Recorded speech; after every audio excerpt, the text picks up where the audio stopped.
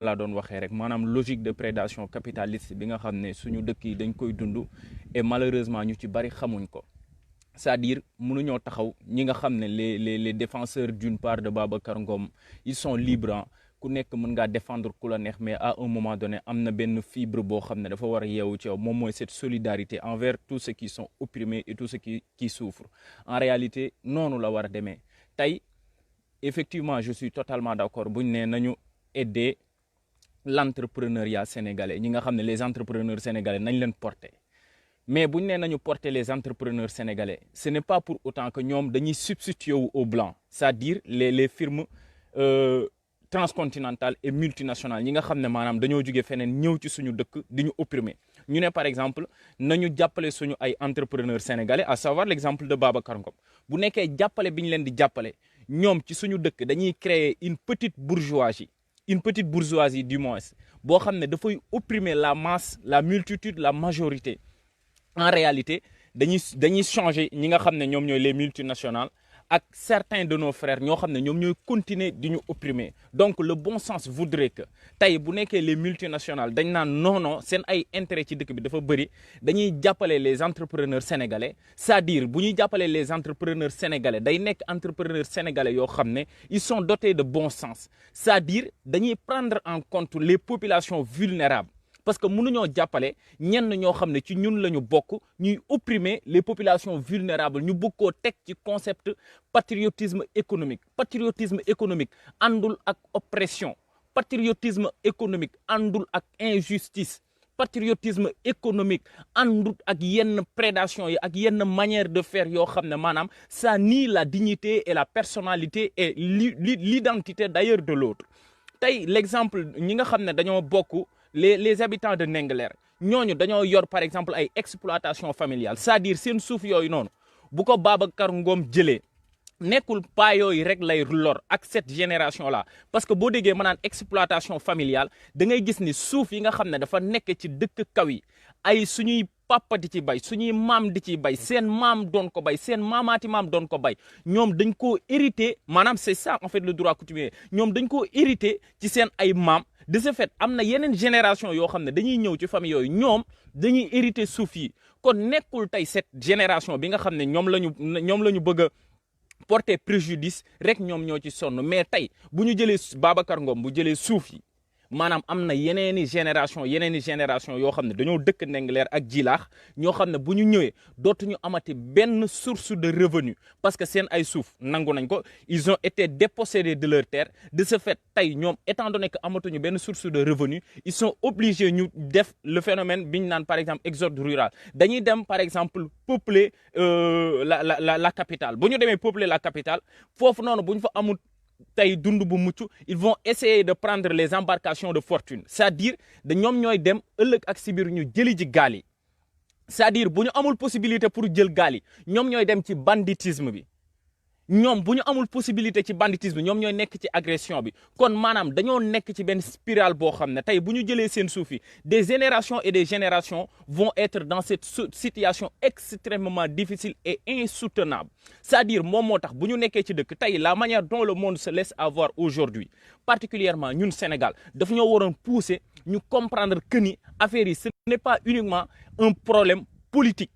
tey boo xoolee l'exemple du Mali li nga xam ne moom moo xew Mali li nga xam ne moom moo xew Liban li nga xam ne moom moo xew France à travers l'exemple des Gilets jaunes nga xam ne socialement les gens ne tiennent plus le système capitaliste a montré ses limites tey Babacar Ngom lorsqu'il fait une conférence de presse ñëwul ci question yi nga xam ne loolu lañ ko doon xaar mais tout simplement c'était des manigances il agit en catimini boo xam ne dafay diviser en réalité même les gens qui sont opprimés quand je vois des gens qui font partie de la classe défavorisée la classe qui est exclue de tout processus de développement taxaw naan dañuy défendre Babacar Ngom sous la sacro-sainte idéologie boo xam ne dañuy taxaw naan non nañu porter nos entrepreneurs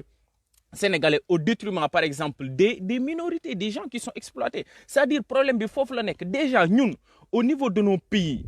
suñu agriculteurs yi ils sont victimes de ce qu'on appelle par exemple le dumping économique le dumping agricole c'est-à-dire dumping agricole moom mooy tey les agriculteurs étrangers les ñi nga xam ne dañoo am doole seen capacité de production dafa énorme titanesque d'ailleurs bu ñu ñëwee fi ñu nekk bu ñu ñëwee fi ñu toll dañuy def ay production yoo xam ne dafa bare de ce fait ñoom seen population yi nii mënuñoo consommer par exemple loolu yëpp nga xam ne loolu la ñuy bay léegi ñoom dumping agricole boobu daf leen di permettre seen excédent de production yi ñu koy écouler sur le continent africain. Sur le continent africain lañ koy écouler produits yooyu bu ñu jugee en Europe ñëw en Afrique wala ñu jugee en Amérique ñëw en Afrique wala ñu jugee dans les pays développés ñëw en Afrique dañuy casser le prix. Quand on casse le prix c'est-à-dire moom moo taxoon jamono yële passé ci ginnaaw nga gisoon ñu naan suñu baykatu oignon yi ñi nga xam ne dañoo suñu baykat yi dañoo amoon par exemple stocku soble bu bari boo xam ne mënuñ ko woon jaay parce que loolu moom moo tax soble bi nga xam ne dañ koy jëlee ci bitim réew di ko andi ci suñu dëkk dafay yomb ba maanaam ñun suñu ay agriculteurs loolu daf leen di étouffer de ce fait ñoom deseetuñu dara léegi nag au niveau extérieur ils sont exploités mais aussi bu ñu bëggee continuer au niveau endogène ci suñu dëkk yi benn minorité bu ndaw ils ont les moyens ils ont la possibilité ils font partie de la haute bourgeoisie ñoom ñuy opprimer ñi nga xam ne ñoom ñoo gën a vulnérable parce que tey am na leen loo xam ne c'est une question de bon sens maanaam le capitalisme a toujours eu besoin des classes vulnérables des pauvres en réalité pour accroître son empire tey bu ñu demul ci logique boo xam ne les gens qui sont opprimés ils vont se poser les questions yi nga xam ne moom moo ëpp solo maanaam les questions yi ëpp solo tey aujourd'hui dans le monde actuel c'est-à-dire socialement ñu interroger maanaam dundinu doomu aadama yi boo ko xoolee tey Sénégal muy agriculteurs yi muy partout dans le pays da ngay gis ni par exemple benn minorité rek ñoom ñooy am mais benn majorité bi maanaam amuñu dara c'est-à-dire loolu maanaam le modèle capitaliste a toujours été comme ça c'est-à-dire dafay créer benn minorité boo xam ne ñoom lenn rek moom moo leen di ñor moom mooy li ñuy wax c'est la sacro-sainte idéologie du capital c'est-à-dire la maximalisation du profit en un temps record. C'est-à-dire tous les moyens sont bons pour ñu accroître seen ay profit maanaam accroître seen patrimoine au détriment de tout le monde. Surtout ñi nga xam ne moom mooy les gens qui sont vulnérables qui n'ont pas de protection mais aussi qui n'ont pas en réalité une certaine organisation sociale tey dëkk yi nga xam ne amuñu benn organisation sociale c'est-à-dire la société civile soit solidaire aux gens qui sont très très vulnérables tey dëkk yooyu da ngay gis ni chaque jour da ngay gis ñu mel ni Babacar Ngom am seen xaalis bu bëri ñëw acheter la presse sénégalaise ñëw andi presse sénégalaise bi bu andi presse sénégalaise bi da leen di teg ne leen effectivement aller professer cette mauvaise information dañuy utiliser l'information même aujourd'hui elle n'est pas démocrate l'information elle n'est pas démocratisée dans la mesure où tey boo xoolee Ndingler bu ñu def seen conférence de presse la presse sénégalaise ñu ci bëri dañ koy boycotter parce que dañuy jàpp ni waa Ndingler ils n'ont pas en réalité cette possibilité de se faire entendre. Ils n'ont pas un mot, ils n'ont pas des sous. Babacar Ngom, étant donné que c'est un géant, il a de l'argent, il peut s'acheter même la presse. Kon tay ñun maanaam même information bi nga xam ne dañ koy jot buñ ko tàggataatul ci suñu bopp dañuy induire en erreur parce que information bi ñuy jot souvent ce sont des chefs des organes de presse qui sont corrompus ñoom ñoo ñuy délivrer une certaine information boo xam ne qui a été faussée qui a été tronquée tey nga gis ni maanaam moom la Malcolm X doon wax naan bu ñu deful nang ci médias yi dinañu bëggloo ñi nga xam ne ñoom ñoo ñuy lor te bañ loo ñu ñi nga xam ne ñooñu noonu la ñuy lottuloo ñooñu nga xam ne dañoo loof moom moo tax à un moment donné kenn ku nekk dafa war a am détachement léegi le problème ce n'est pas que politique le problème est citoyen en fait le problème nekkatul politique c'est pas une question de politique tey boo gisee li xew Mali c'est pas un homme politique qui a mobilisé les gens mais un personnage une personne issue de la société civile moom moo jug taxaw xam ne y a une gabegie boo xam ne dafa am y a l'incurie y a la corruption en fait la moralité sociale elle est basse mu jug taxaw ne noonu nañu xeex en réalité pour de meilleures conditions de vie mais aussi nañu xeex pour renverser l'ordre social qui est en cours et qu'aujourd'hui en Afrique c'est particulièrement au Sénégal c'est l'ordre social qu'on doit renverser c'est-à-dire les bourgeois les Babacar Ngom et des gens des personnes de ce genre ils doivent accepter de partager mais aussi maanaam dañoo war a munir d'une certaine moralité boo xam ne daf leen di permettre boo xam ne dootuñu opprimer ki nga xam ne dafa ñàkk tey boo gisee dans les pays développés aujourd'hui ils l'ont acquis de longues luttes maanaam dañoo xeex tey ba fi ñu toll nii tey ci seen adduna dans les pays développés c'est ça en réalité qui est important dans les pays développés nit ñi dañoo jug xeex maanaam la société civile s'est levée un jour pour dire que non parce que y avait